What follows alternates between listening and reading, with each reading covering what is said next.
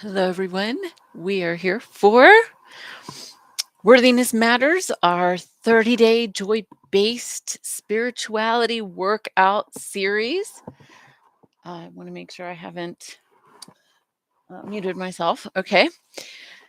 My name is Debbie Happy Cohen. I'm the founder of Joy-Based Living, and I've been basing the first half of our workout, our first 15 days, on one of our listeners' questions.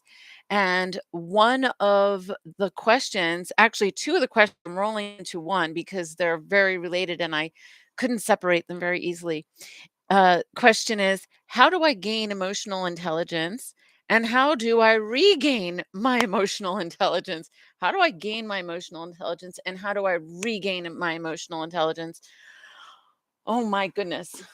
Now, before I go into answering this, which I'm thrilled about this question because it is so much at the basis of everything that we're about at Joy Based Living, and it has so much to do with worthiness. I want to ask the question again, but this time I want to give you a moment to tune into your body as I ask the question. I want you to listen to your body because spirituality workout means tuning inward, tuning inward to the greatest truth of your being that you can access. It means believing that you're part of something much bigger and that you are open to information and intelligence, not just from your mind, but from a larger energy, that you are created by something larger, and therefore the way that you don't know how your cuts heal themselves, and you know that there's something bigger than you out there in there. um, the spirituality workout is tuning in, and one of the ways that we receive messages is through our bodies. Are you ever around someone that you're listening to them and you're like, man, can't put my finger on it, but they're lying. I can't put my finger on it, but they're lying. And you can feel it. Why can you feel it? Because that's what the body does. The body is a sensing organ. It's a sensing organ, like you have a sensor in your car, in many of the new cars that tell you what the temperature is inside and outside. You're a sensing organ, and you are sensing, your body is sensing what's going on inside and all around you in ways that defy logic. So, for example, a mother who can tune into her child who's at college, away at college, or someone, a lot of times this is family members because our relationships with family have such deep bonds. Even if we don't like each other, there's deep bonds. Somebody like I've heard of stories of like a grandchild dreaming about the grandfather and waking up in the middle of the night, and then finding out that when the grandchild woke up, is when the grandfather had died that night. And so we're tuned in ways that we can't explain. And one of my greatest passions is to help people. And the reason we do Worthiness Matters and we do joy based spirituality workouts is to trust your own heart and soul, because that that is the foundation. That is the foundation for joy. I don't believe that we can have real joy without some level of self-trust. And sometimes that self-trust means stepping into the unknown and learning to trust that as well. Sometimes that self-trust means be careful over there. But learning to trust yourself with all the information that we have in the world, I think that we really, really, really need that. We need to access that self trust, and we need to be surrounded by other people who validate what we are honestly sensing within our being, that are promoting us in um, trusting our own selves. To thine own self be true. The heart wants connection. The heart wants love. the heart wants well-being, and the heart wants to be open. And if we have too many defenses, or if we have shut off our heart in order to defend ourselves from emotional pain, then that cuts us off from our own inner knowing and our own well-being as well. It cuts off our energy stream. And so that's what we're and if you imagine this, the greatest joy is flowing with the stream of whatever it is in your life, appreciating the reality in your life exactly for what it is. There have been times I have felt really sad, really, really sad, and I'm like, "Wow, this is kind of incredible." Kinda like this, like, part of me, like, looking, observing the experience, like, I can feel sad some strange way. I feel very alive right now in my sadness. Like, I get to experience the full palette of my life experience, um, and that's incredible. So I'm gonna ask these questions again and have the emotional ladder here with me. Some people call it the emotional scale.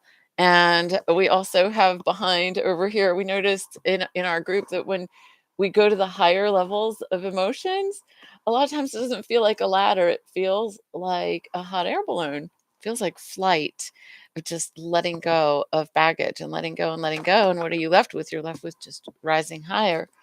So I'm going to read the questions again. How do I gain emotional intelligence, and how do I regain my emotional intelligence?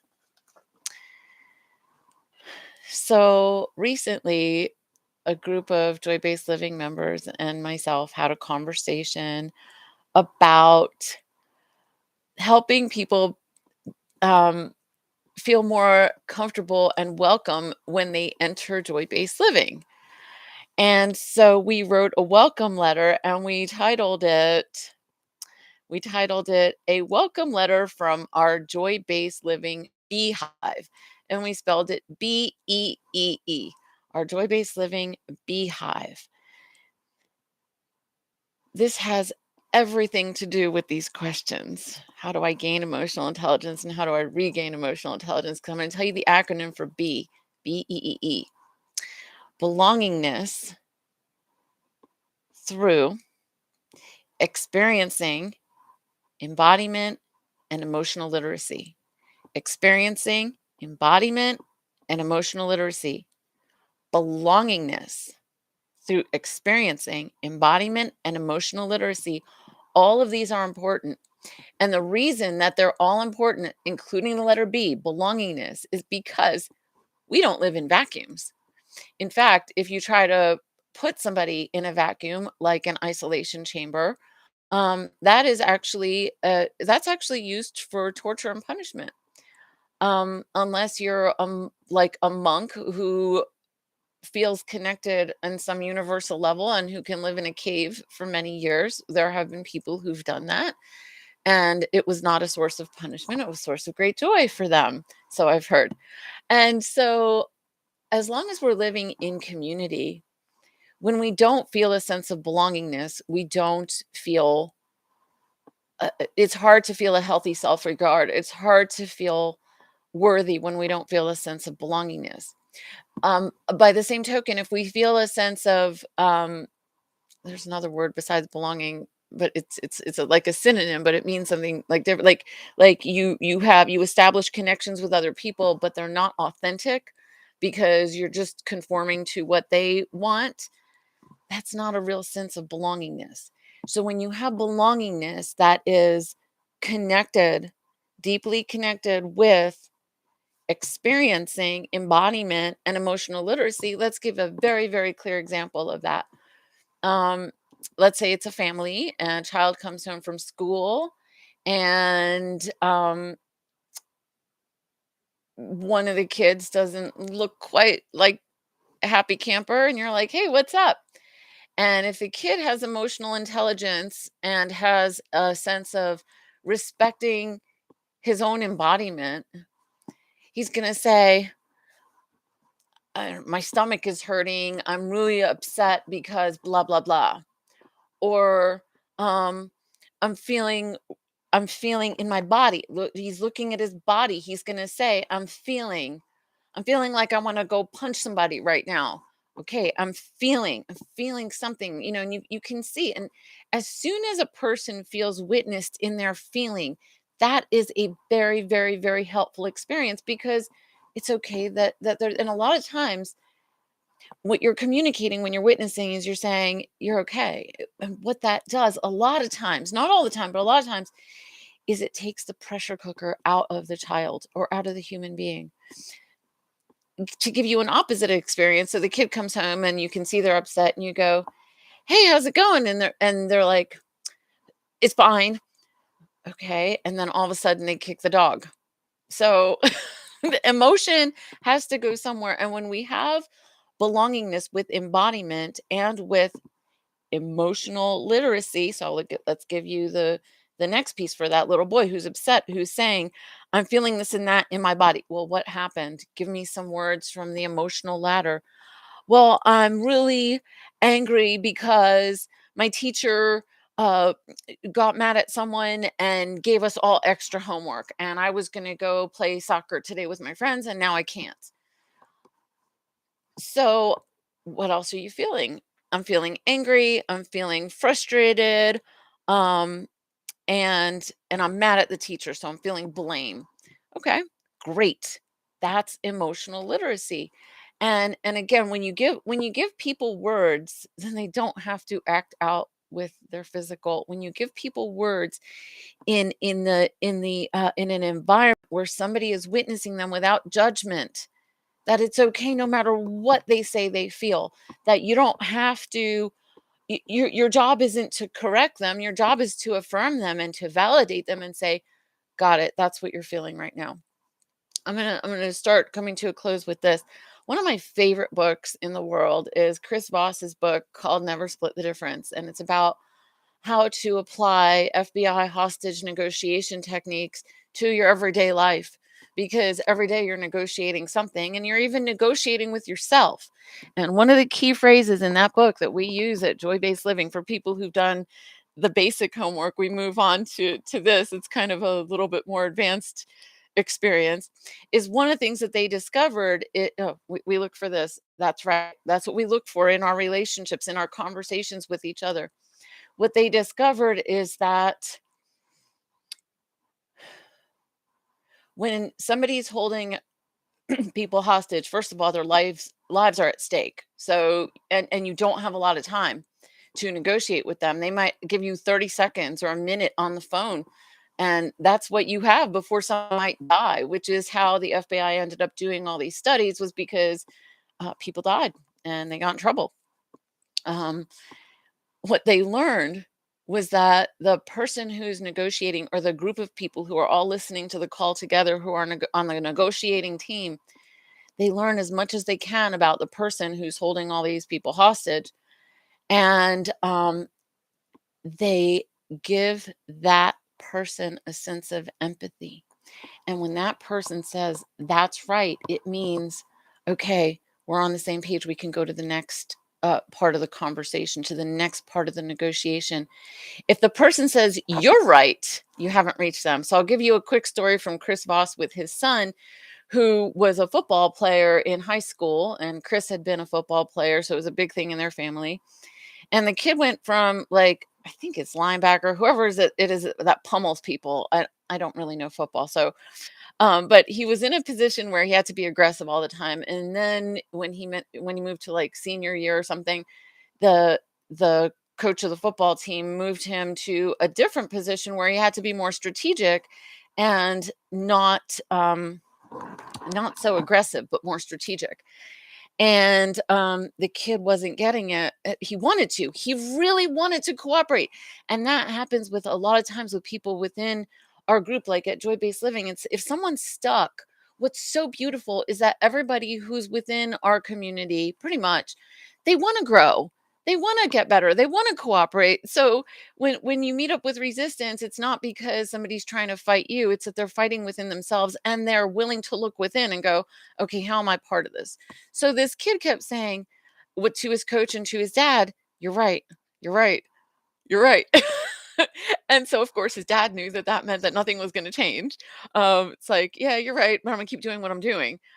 And then, so Chris, who's an expert negotiator, said, figured it out one day. It took him a while. I think probably because he was so close to it, he was probably too attached to and too emotional to be able to see clearly. So it took him a little while. And then one day he said to his son, "I think I might know what's going on here."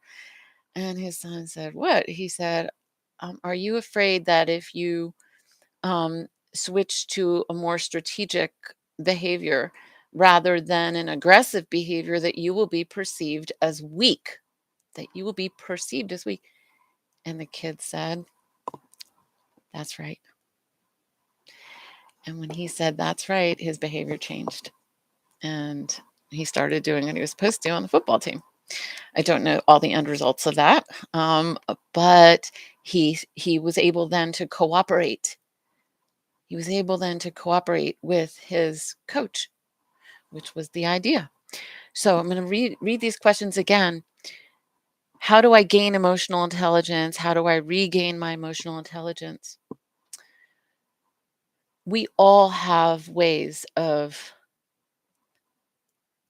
doing this, and the few things that there are in common, I have stated in the BEEE. Sometimes, if I'm stuck in an emotion, I will look for belongingness. I will call someone if I'm looking to re-regulate myself, to come back to emotional intelligence, because I'm either dealing with an emotion that has just overwhelmed me. Sometimes that's an emotional flashback. Sometimes I'm just, overwhelmed by an emotion. I'll look for belongingness sometimes. Sometimes I deal with it myself and just look in and go, okay, and I might invoke prayer and say my version of prayer: "God, show me a better way." Or let me turn over, I have this new one, let me turn my fear into faith. Let me turn my guilt into grace. Let me turn my anger into acceptance. Help me, show me, help me. And so turning that over, surrendering that. There's a quote in the Christian Bible that said, "My burden is light." And so I love phrases like that. The Passover holiday is coming up, and I love that because the Passover holiday represents freedom from slavery. Slavery from what? Slavery from the lower mind, so that the higher mind uh, can thrive, can flourish. That's the symbolic version of Passover to me. And that is what we're doing when we practice belongingness, embodiment, and emotional literacy. So those are the main practices. And when do you do them? I don't know. If you have dogs at home, which are very joyful, you wash your hands a lot. If you're working with all kinds of different people, in different phases of their lives, and you're holding space for them to be authentic. You're holding space for your authentic self to be present. Then you tune to this a lot. You put it on your fridge. So at the Joy Based Living website, there's a search bar at the very bottom. If you type in BEEE, you can find the welcome letter and, check it out, download it for yourself. Um, and we also just posted something really beautiful that is a mini manifesto. And I'm going to read that to you. And we'll close. I keep thinking we're going to close, and then I keep going because I just feel very, very inspired. And I feel like whoever's listening to this can probably re-listen to it a whole bunch of times to keep getting juice out of it for wherever you are in this moment. So here's the mini manifesto that I wrote with Ellen, who's one of our members, who is a mom of 2 boys. We are a joy-based household. She has this on her fridge, and she repeats it often when she needs it. We are a joy-based household. Joy is our birthright. Love is our superpower. I am kind to myself. Peace and power are in our home. We are perfectly imperfect. Love myself and accept myself no matter what. We believe in honor, loyalty, and commitment. We use words to describe our emotions. We name how we feel. If I feel cold and scared, I may feel abandoned. Commitment will heal that. I'm committed to myself and to my best life. If I feel hot and angry, I may feel betrayed. Loyalty will heal that. I'm loyal to myself. If I feel hot and humiliated or ashamed, or will heal that. I honor myself. How am I feeling right now? You can download this mini manifesto. We are a joy based household uh, for free at the Joy Based Living website. Just go to the search bar at the bottom and type in mini manifesto or type in We Are a Joy Based Household, and the blog post should pop up so you can download it for yourself. If you're looking for deeper conversation about this, if you're looking for deeper workout, check out the Joy Based Living 12 Practices ebook. It will give you all of these pieces of things that we use for belongingness through experiencing, embodiment, and emotional literacy. Thank you so very much, and we'll see you tomorrow. Bye for now.